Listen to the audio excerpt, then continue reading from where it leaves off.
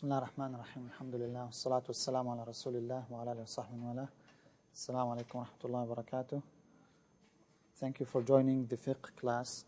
Today, inshallah, we will continue talking about the books in the Maliki school of thought. We mentioned that in the Maliki school of thought we have Al-Muwatta, which is the book that was compiled by Imam Malik rahimahullah based on the recommendation of Imam Al-Mahdi. Imam Mahdi asked Imam Malik to write something, and the Muwatta was written. And in the Maliki school of thought, this is the famous book, Al-Muwatta. It actually had almost more than 130 commentaries on it, only on Al-Muwatta. So any book that explains Al-Muwatta is a book of fiqh in the madhab of Imam Malik rahimahullah. This is one of the books. We have Tanwir al-Hawalik, Sharh Muwatta al-Imam Malik.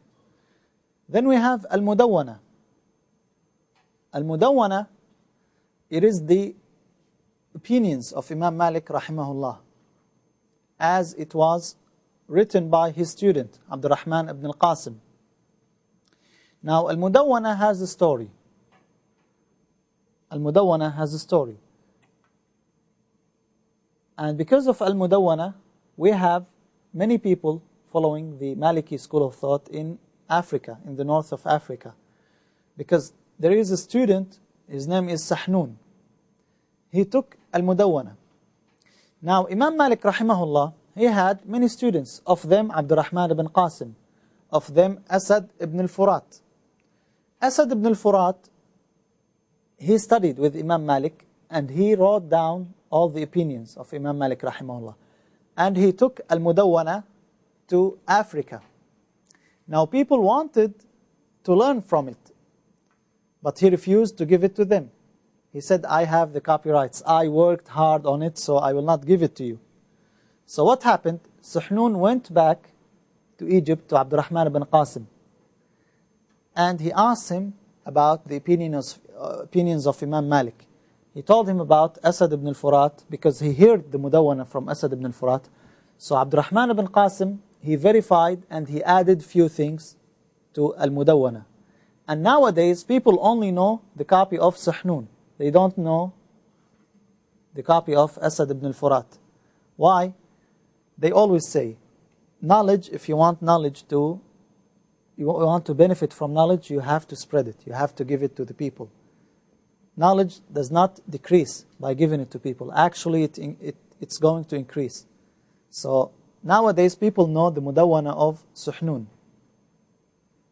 That's why it is common in the north of Africa. And some people, they have bigotry towards the Mudawwana. And they say, some of them of course, which is not correct, they say there is no ruling on earth except that it is mentioned in Al-Mudawwana. Nothing, whether it's halal or haram, except that it's mentioned in the Al-Mudawwana. And of course, this is exaggeration. That's not true. Allah subhanahu wa ta'ala did not ask us to follow only Al-Mudawwana. Of course, it's a great book. Imam Malik rahimahullah is a great imam, but that does not mean we have to follow every single thing written in Al-Mudawwana. All scholars agreed that they have shortcomings. All scholars asked everybody to follow the book of Allah and the sunnah of the Messenger sallallahu alaihi wasallam. That's about the Maliki school of thought. Then we move to the Shafi'i school of thought. Imam Shafi'i rahimahullah, he was born in the year 150 of Hijrah. Do you know any significance of that year, 150?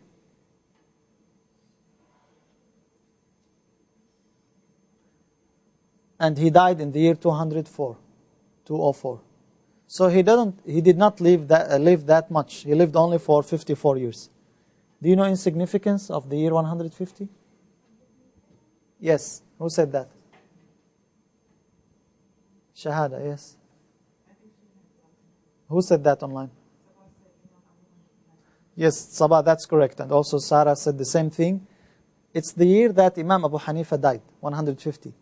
And actually some Hanafis said, because Allah subhanahu wa ta'ala did not want to have two great scholars alive at the same time.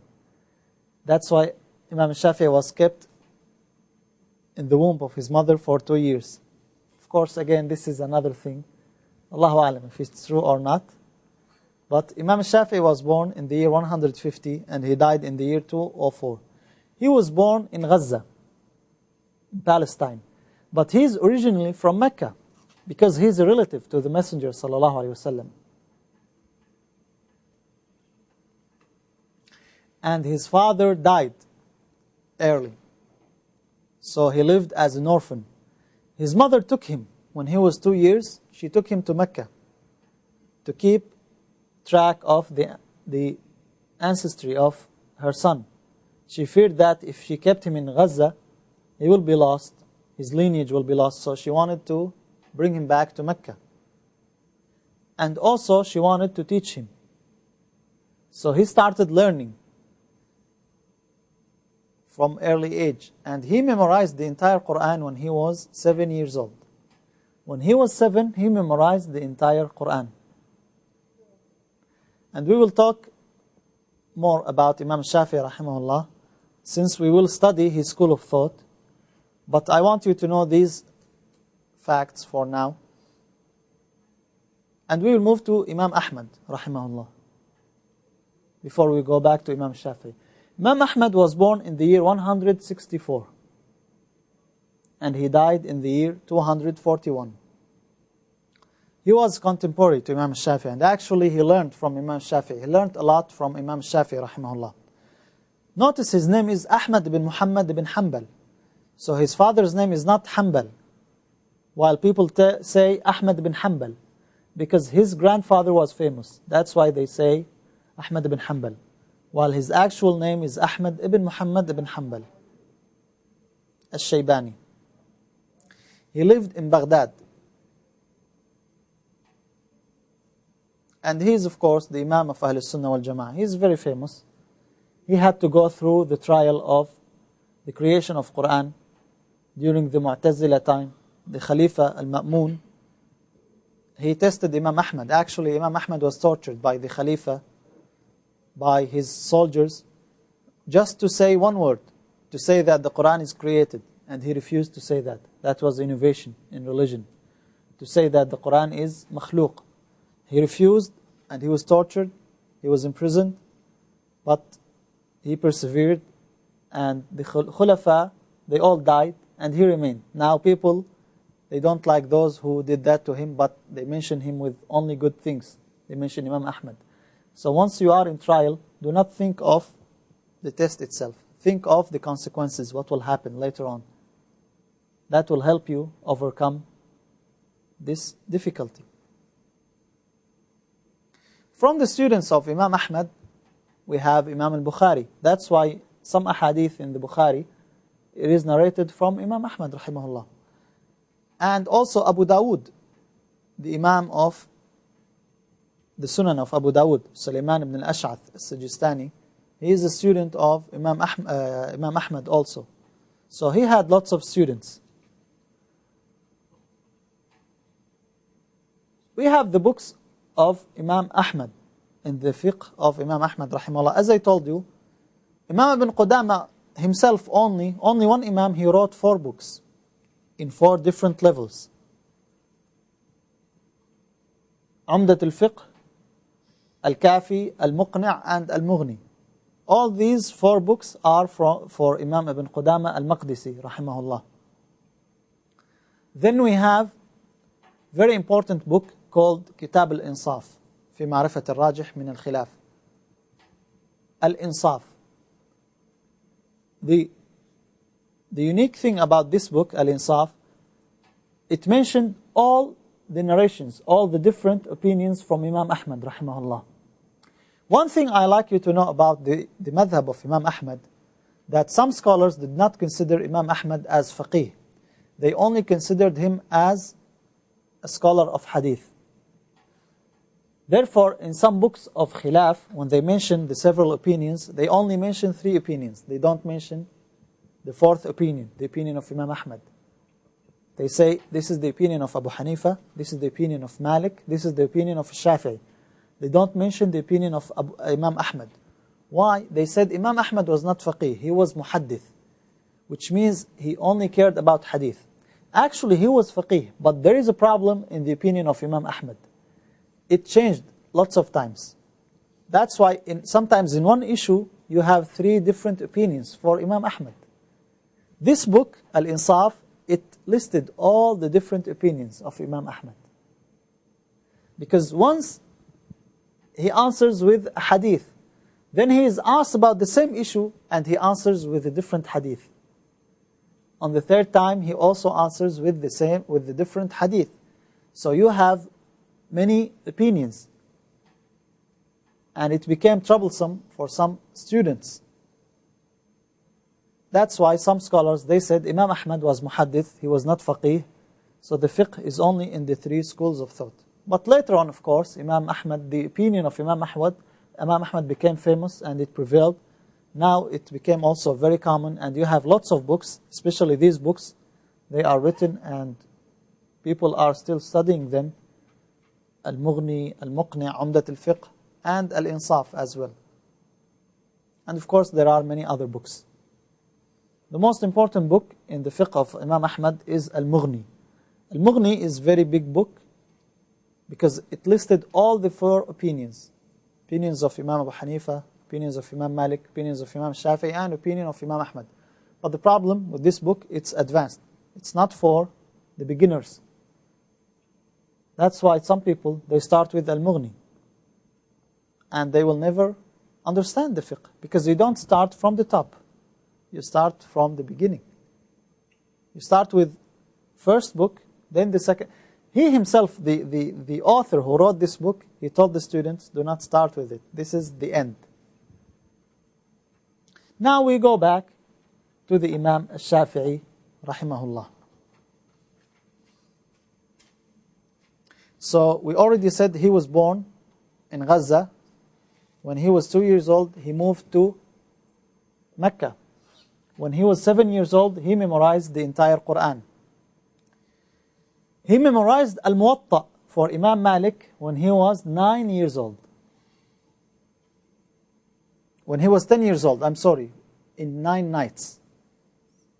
It took him 9 nights only to memorize Al-Muwatta, 1 week and 2 days, when he was 10 years old.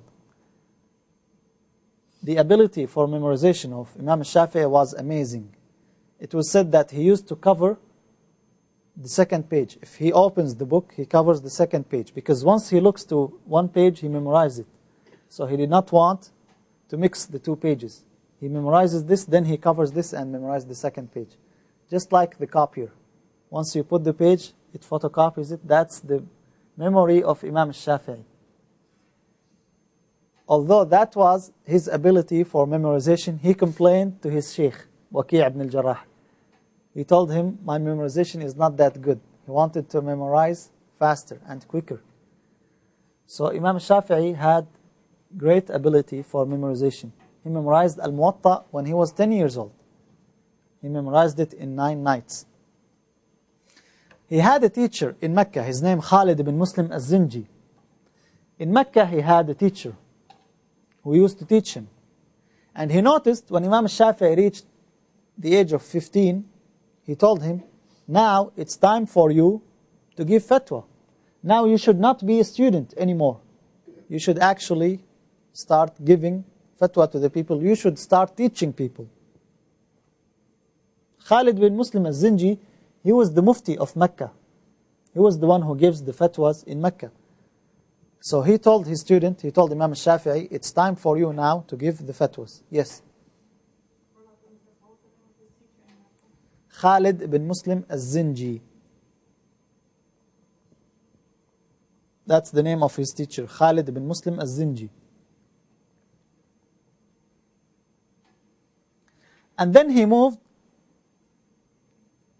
to Medina. Before he moves to Baghdad, he moved to Medina because once he noticed that in Mecca he got everything from his Sheikh, now he wanted more. Imam Malik was famous in Medina, so he went to Imam Malik to learn from him. And at the beginning, Imam Malik did not want him because he already had students. And also Imam Malik did not like someone to recommend a student for him, because the prince of Mecca, he wrote a letter to Imam Malik, and he told him, if you accept this student, he is a good student. Imam Malik did not like that. So at the beginning, Imam Malik did not want him. But when Imam Shafi'i insisted, Imam Malik asked him to read. He told him, take Al-Muwatta and read. So Imam Shafi'i started reading from his memory. So Imam Malik liked that. And he told him, you will be something in the future. From that, and later on, he became his best student. Imam Shafi'i, rahimahullah, he became the best student for Imam Malik. In the circle of Imam Malik, in his class, no one would dare to say something back to Imam Malik. But Imam Shafi'i, sometimes he used to ask Imam Malik about something. Like one time, Imam Malik gave a fatwa for a man who told his wife, you are divorced if you are not more beautiful than the moon. At their time, they did not know how the moon looks like. They only saw light. So it was a sign of beauty. So Imam Malik said, she is divorced because she is not more beautiful than the moon. Imam Shafi'i came to him and he told him, Allah subhanahu wa ta'ala says in the Quran, indeed we have created the human being in the best shape. لَقَدْ خَلَقْنَا الْإِنسَانَ فِي أَحْسَنِ تَقْوِيمٍ. So Imam Malik said, you're right. So other students did not say anything back to Imam Malik, but Imam Shafi'i, rahimahullah, he said that. Now notice, Imam Shafi'i, he was in Gaza, and he went to Mecca. He remained there for like 13 years, until he learned everything there. Then he moved to Medina. Then later on, he moved to Baghdad, because Baghdad also was the center of knowledge. It was the political capital for Islamic State. So he went there. There were lots of scholars there. The students of Imam Abu Hanifa, rahimahullah, like Muhammad ibn al-Hasan al-Shaybani. Remember what we said about him? And others. So he wanted to take from them. Look how these scholars, they looked for the real knowledge. They did not feel it's enough. Even though his teacher himself told him, now you are eligible to become a teacher. He did not want that. He wanted to get more and more, until he feels that he got everything. So he went to Baghdad for 2 years. And in Baghdad, he established his school of thought there. The old opinion of Imam Shafi'i was established in Baghdad. And he had students there. Of them was Imam Ahmad, rahimahullah. Imam Ahmad took from Imam Shafi'i. Then he moved back to Medina. Then he went back to Baghdad. And after that, he went to Egypt. And he remained in Egypt until he died in the year 204. He was there for like 6 years or less in Egypt. So now notice, Imam al-Shafi'i went from Mecca to Medina, to Baghdad, to Mecca again, then to Baghdad, then to Egypt. So he traveled a lot. In Egypt, what happened? In Egypt, Imam al-Shafi'i, rahimahullah, changed all his school of thought. And it became known as Al-Madhab al-Jadid, the new school of thought of Imam Shafi'i, the new madhab. So we have Madhab al-Qadim and we have Al-Madhab al-Jadid. We have the old school of thought and the new school of thought. That's the reason why in Aris we are studying the madhab of Imam al-Shafi'i. There is a great lesson. Imam al-Shafi'i, when he established his school of thought in Baghdad, he was already a scholar, a great scholar. He studied in Mecca. His teacher witnessed that his student became a sheikh, qualified. He went to Medina, he learned from Imam Malik. Then he went to Baghdad, so he is already a scholar. And he established his own school of thought. Yet when he moved to Egypt, what happened? He changed the entire school of thought. Why? Why did he do that? Because the environment was different. Nowadays, people move from Asia, from Africa, they come to the Western countries, and they keep the same things. Now, I'm not telling you whatever was halal, you make it haram, or whatever is haram, you make it halal, but you learn to become flexible. As Imam Shafi'i, rahimahullah, the entire school of thought was changed in Egypt. At their time, they did not have too many differences like nowadays. You have very advanced countries, civilized countries, and you have poor countries. At that time, most of the things were similar. But still, Imam Shafi'i changed the entire school of thought. So you learn from this that Islam is flexible. We don't discuss the fundamentals. What's established is haram, but the things that are acceptable to be changed. Yarhamukumullah. So it was significant that Imam Shafi'i, rahimahullah, he changed his entire school of thought in Egypt. There is a great lesson. And that will help us to think the way that Imam Shafi'i, rahimahullah, thought. So this is the reason why we chose to teach the madhab of Imam Shafi'i. The other reason, of course, that's not the only reason. The other reason, Imam Shafi'i, his madhab was very well served. It was served very well. You have many books in the madhab of Imam Shafi'i.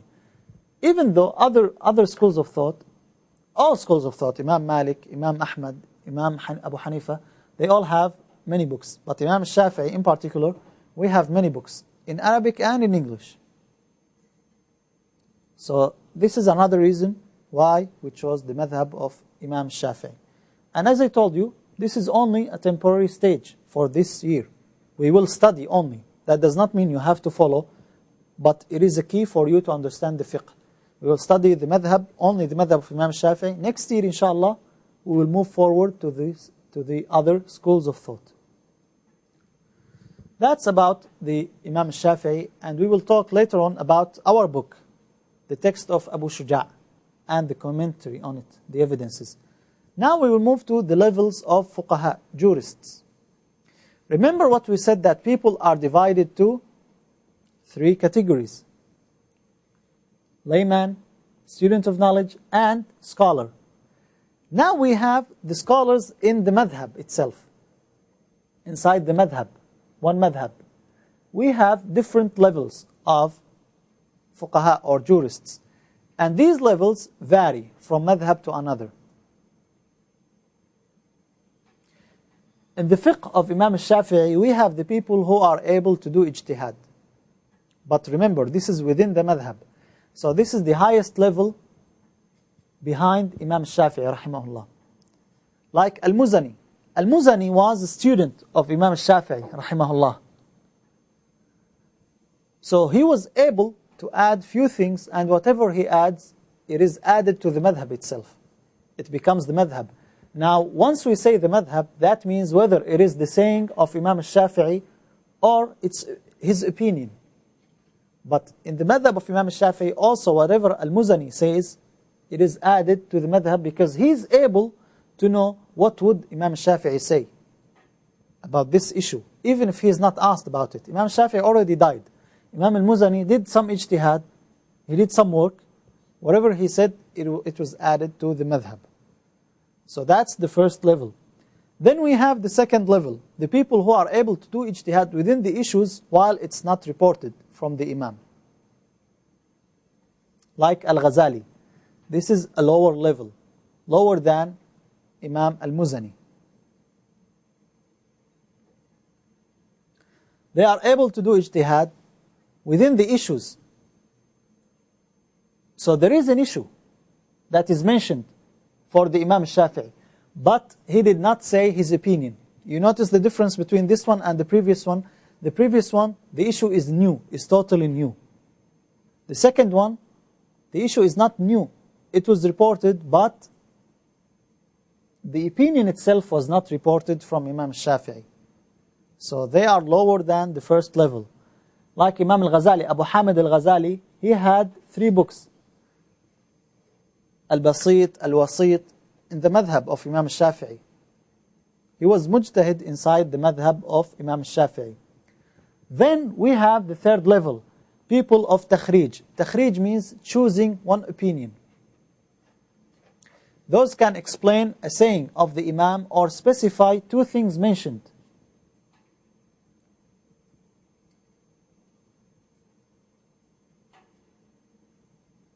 Yes.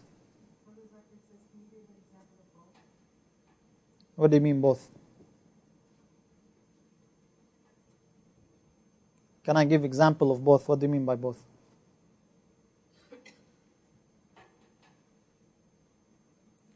Keep the questions later on. Now we have the people of ijtihad inside the madhab, like Imam al-Muzani. And we have the people who are able to do ijtihad within the issues. These issues were there, but the opinion was not reported from Imam al-Shafi'i rahimahullah. Let's say nowadays we have coke, we have many things. We're not at the time of Imam al-Shafi'i.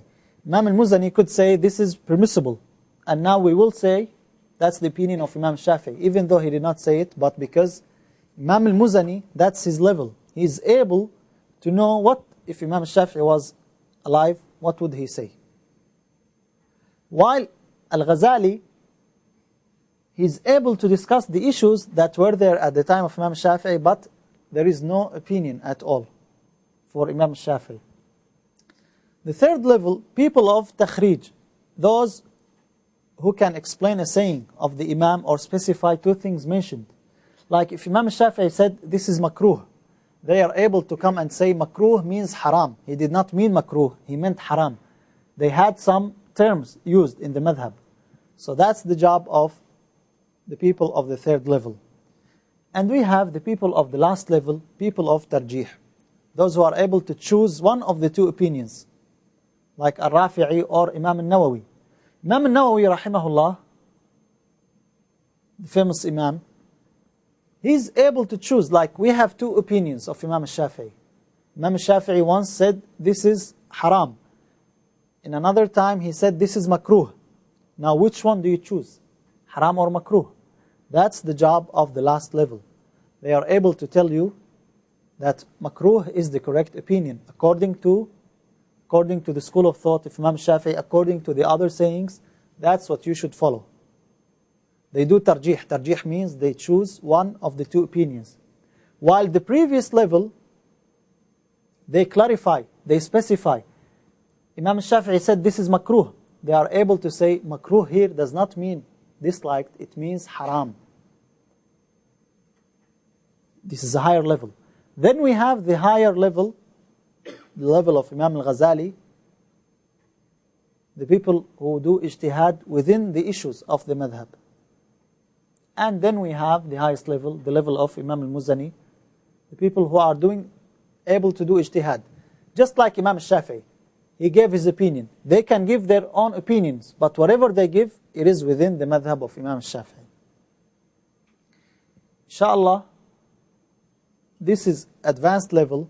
You will know it next year.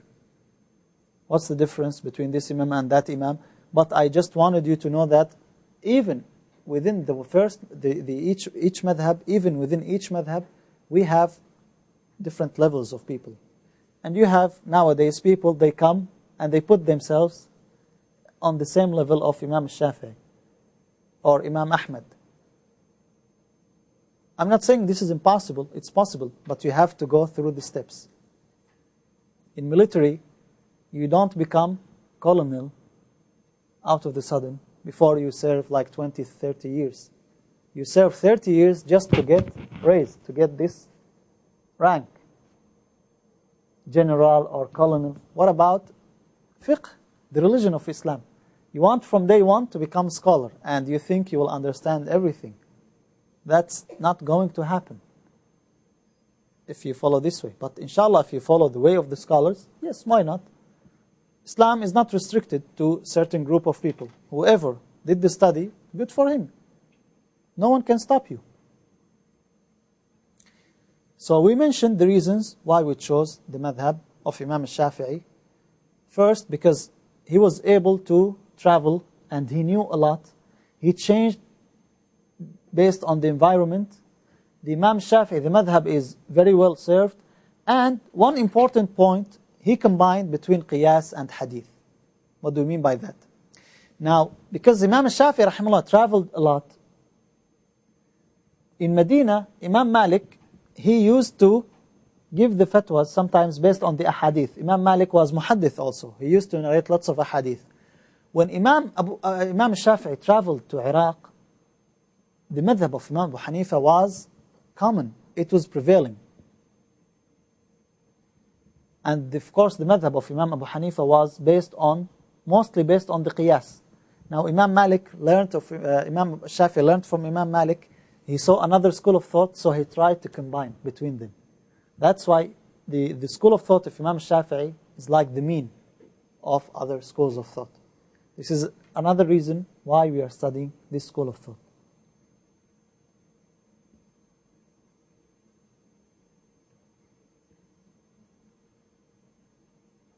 Nowadays, mostly when we say this is the opinion of Imam Shafi'i, based on what Imam al-Nawawi said.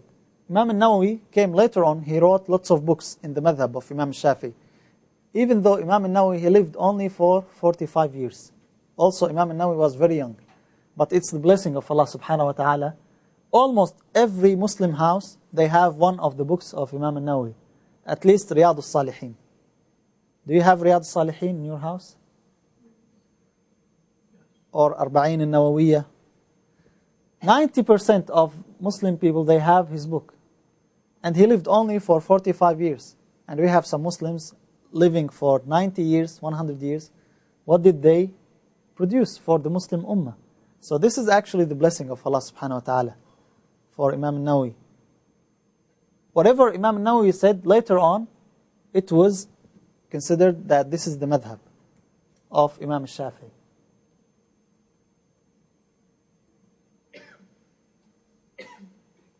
Now, I want you to know these books in the madhab of Imam al-Shafi'i.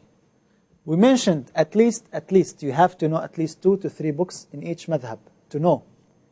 And at least you have to have one book from each madhab also. You should work on that. Now, these books, I want you to know these books from the madhab of Imam al-Shafi'i. Of course, we have Al-Majmu'. Al-Majmu' is the book of Imam al-Nawawi rahimahullah himself. However, he did not continue it. He died before completing this book. Then came another Imam al-Subki. He continued one volume and then again he died. They said if Al-Majmu' was completed, it would have become the greatest book in fiqh. The first chapters are great. It's very similar to Al-Mughni.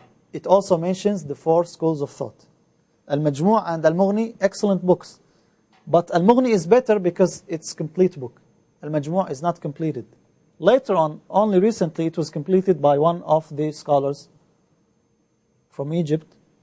And you will notice the difference. Like when you have a great scholar like Imam al-Nawawi writing something, first chapters, and then at the end you have a recent scholar. It's it's totally different.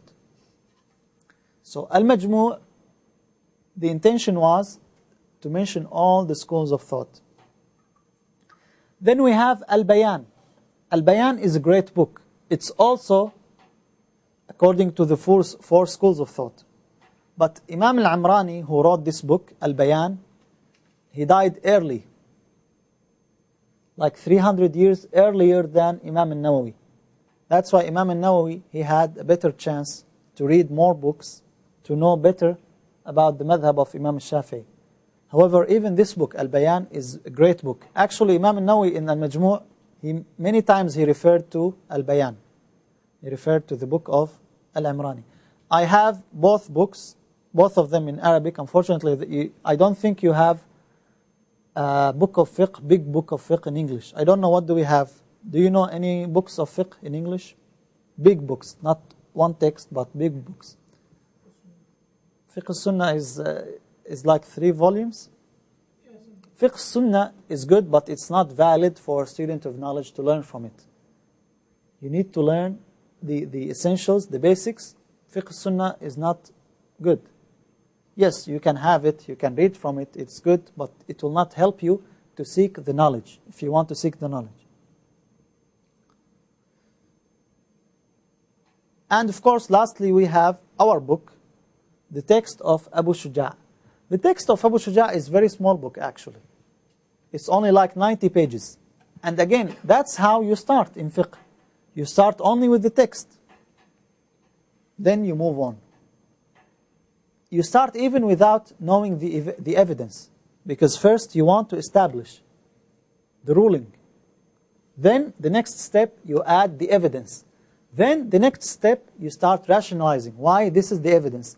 And the last step, to compare between this opinion and the opinion of other scholars. So it's almost 4 steps in fiqh.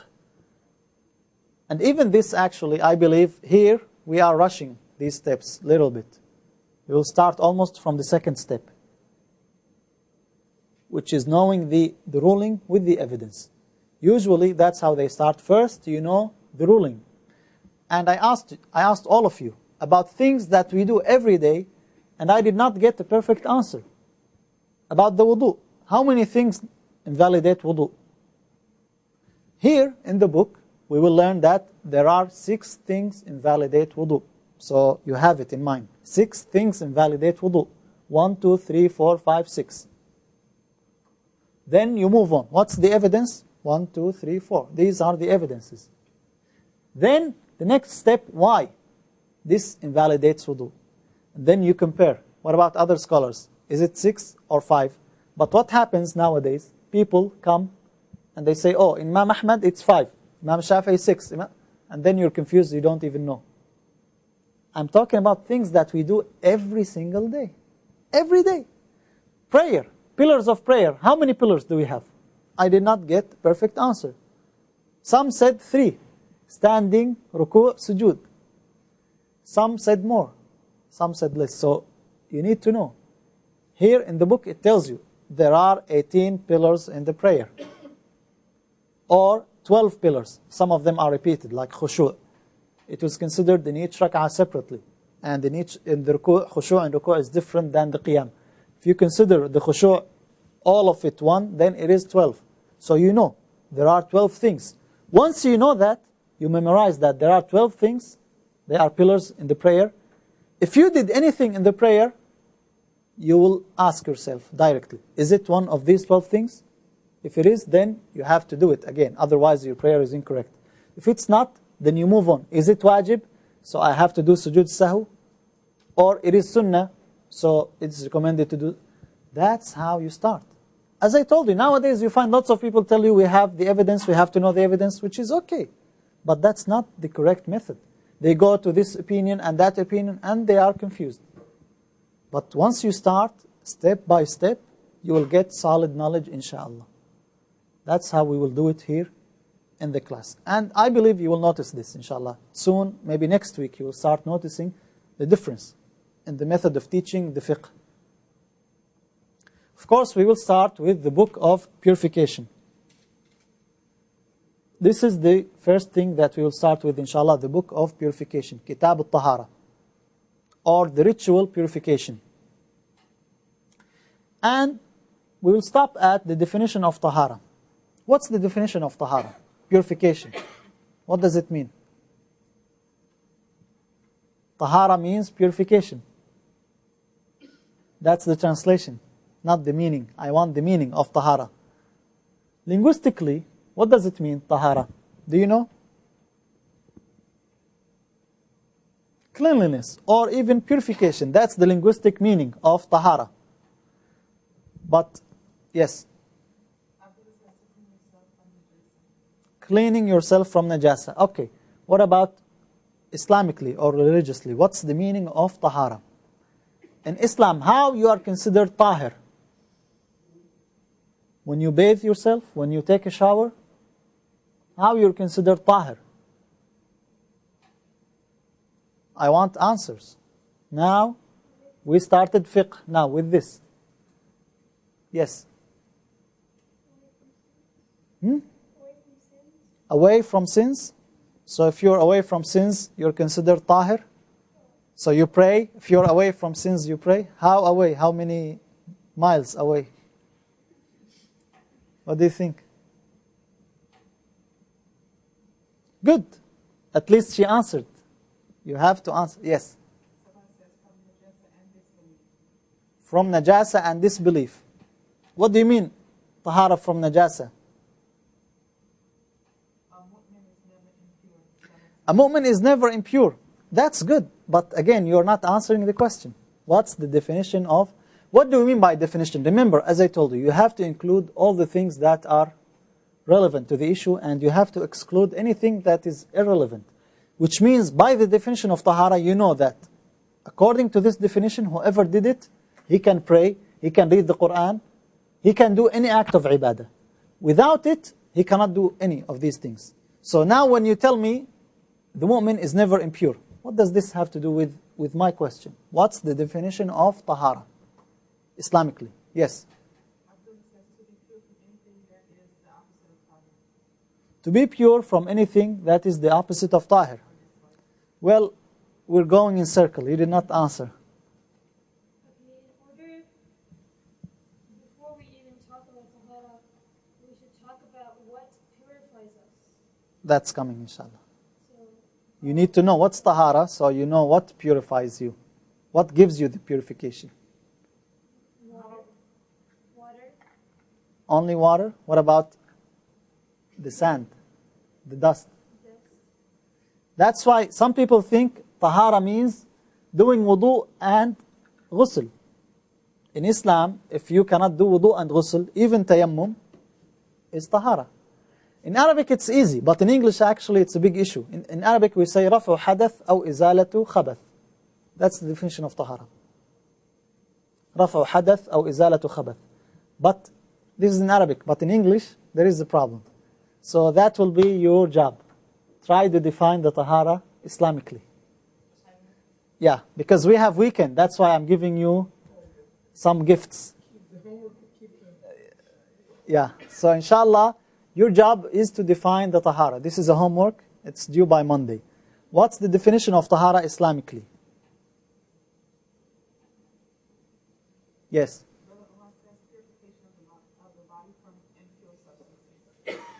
Purification the body from impure substances. That's not enough. That's required, but it's not enough.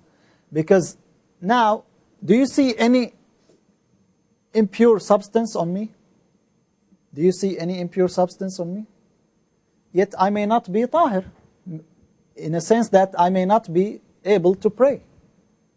Yes, it is required. If you have any impure substance, you cannot pray. But that's not enough. So we will end with this. هذا وصلى الله وسلم على نبينا محمد وعلى صحبه أجمعين.